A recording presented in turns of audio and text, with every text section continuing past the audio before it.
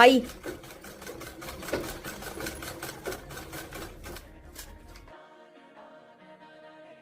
आज करूयात पावटे भाताची रेसिपी। पावटे मसाले भातासाठी आधी तांदूळ आपण 10 ते 15 मिनिटं भिजवून घेऊयात।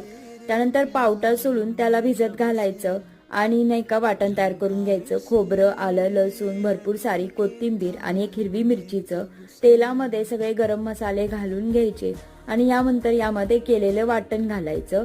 जिरं मोहऱ्याची फोडणी घालायची आणि हळद घालायची। त्यानंतर मग एखादा जो मसाले भाताचा आपल्याकडे आता बरेच मसाले भेटतात त्यातला एखादा मसाला घालायचा आणि पावटे घालायचा।